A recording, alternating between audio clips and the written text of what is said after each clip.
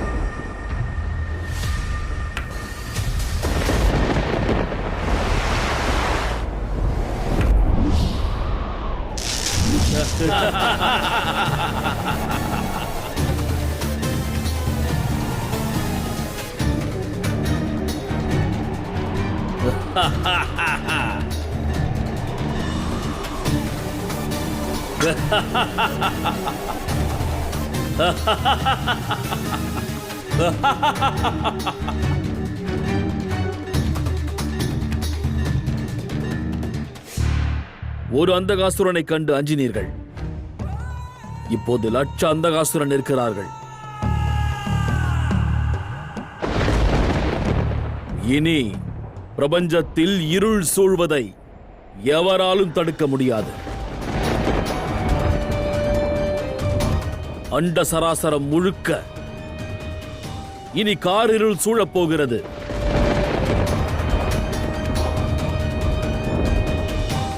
இவ்வாறு அநியாயம் புரியாதே அந்தகாசுரா. இத்தவறை செய்யாதே. நாங்கள் கூறுவதை கேள் மகனே.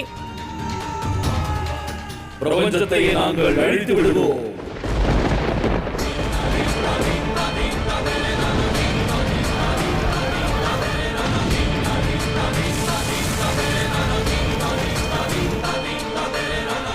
அந்தகாசுரா,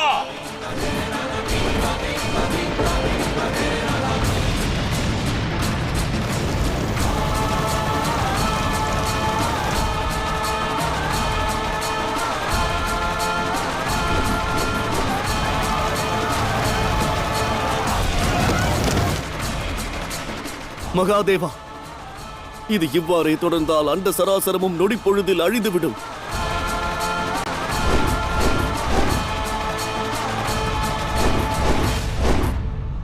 பௌமா,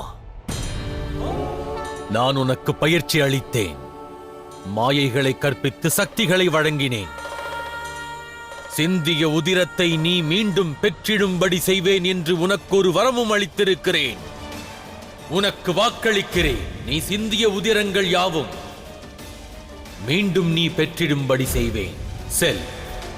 உன் சகோதரன், எனது மைந்தன்.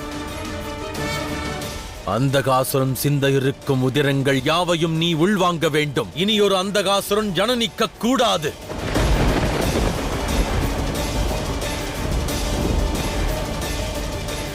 உடனே செல் பௌமா. அவ்வாறே மகாதேவா. ஹரஹர மகாதேவா.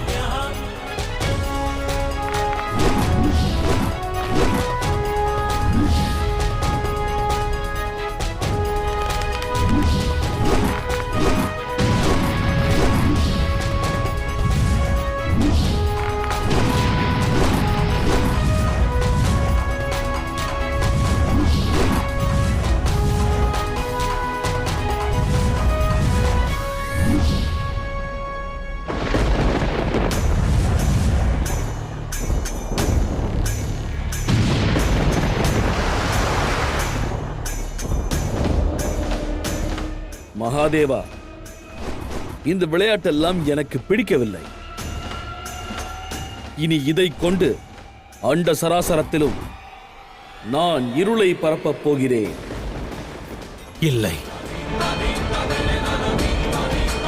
இந்த ஒரே தாக்குதலில் பிரபஞ்சத்தில் இருந்து ஒளியை பறிக்கப் போகிறேன். வேண்டாம் மந்தகாசுரா. சிவனானவன் வேண்டி கேட்கிறேன், இவ்வஸ்திரத்தை பிரயோகிக்காதே. இக்கணமே அவசியம்.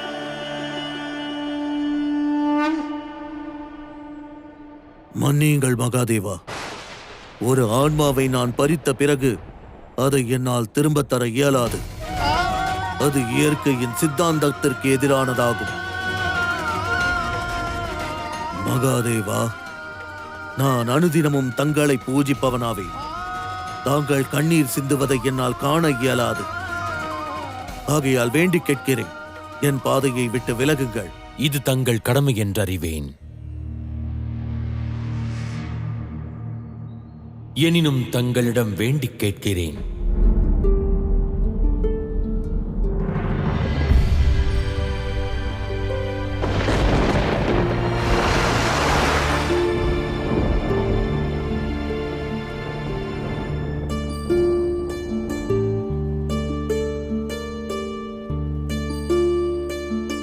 தயை கூர்ந்து தாங்கள் எனது மைந்தனின் ஆன்மாவை என்னிடம் தந்திடுங்கள்.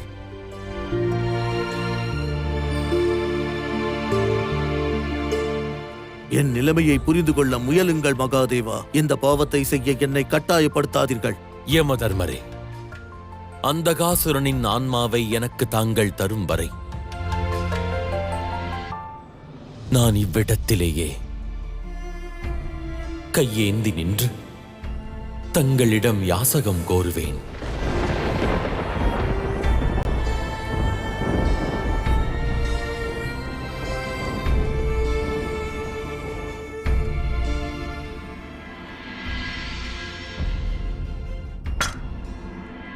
நீ தன்யனானாய் அந்தகாசுரா. இந்த வையகம் உன் பெயரை நினைவில் கொள்ளலாம், கொள்ளாமலும் போகலாம். ஆனால் ஒன்றை நினைவில் கொள்ளும். எந்த மகாதேவர் பிரபஞ்சத்தோருக்கு அனைத்தையும் வழங்குகின்றாரோ அவர் இன்று உன் முன்னிலையில் யாசகனாக நிற்கின்றார். மகாதேவா, என்னை தர்ம சங்கடத்திற்குள் ஆழ்த்தாதீர்கள். யாசகம் பெறாது சிவன் தங்கள் பாதையிலிருந்து விலக மாட்டான். மைந்தனின் ஆன்மாவை தயை கூர்ந்து தந்திடுங்கள். அந்தகாசுரனின் ஆன்மாவை தர வேண்டுமெனில் நொடி பொழுதிற்காயினும் தாங்கள் தங்கள் தேகத்தை துறக்க வேண்டும்.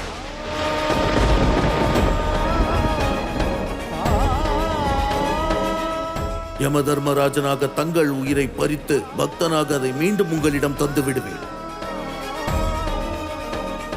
இவை அனைத்திற்கும் மகாதேவரின் சிரத்தில் நான் என் கரம் வைத்து செய்த பொய் சத்தியம் மட்டுமே காரணம். தங்கள் மீது ஆணையாக கூறுகிறேன் மகாதேவா, நான் கூறிய அனைத்தும் உண்மை மட்டுமே. ஆம் நாராயணா, தாங்கள் செய்த சத்தியத்தின் காரணமாக இந்த சிவன் இக்கணம் தனது ஆன்மாவை தியாகம் செய்தேயாக வேண்டும். இதன் வாயிலாக ஒன்று நிரூபணமானது. எப்பொழுது ஒருவர் மீது பொய் சத்தியம் செய்கிறாரோ அந்த சத்தியம் செய்யப்பட்டவர் நிச்சயம் ஒரு அசம்பாவிதத்தை எதிர்கொள்கிறார்.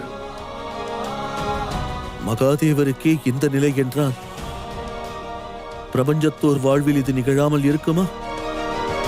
கூறுங்கள் மகாதேவா, தங்கள் முடிவுதான் என்ன? ததாஸ்து. இல்லை மகாதேவா, வேண்டாம் தந்தையே, அவ்வாறு செய்யாதீர்கள்.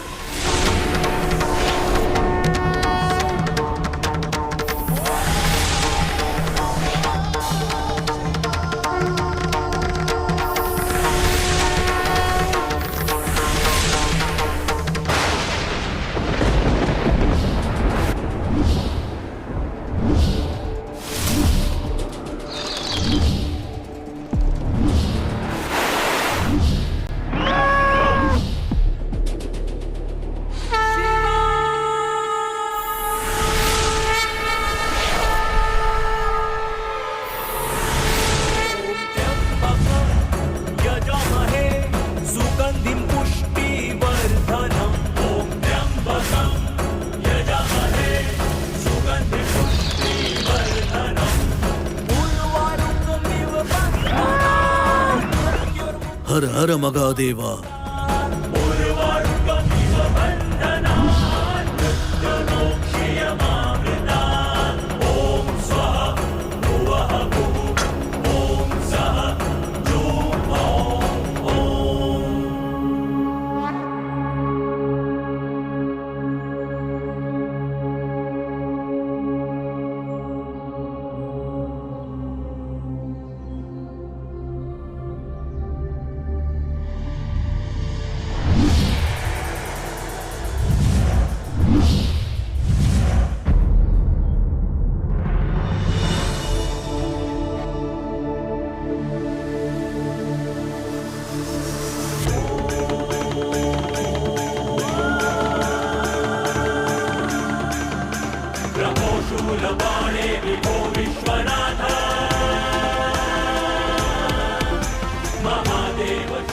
மகனே,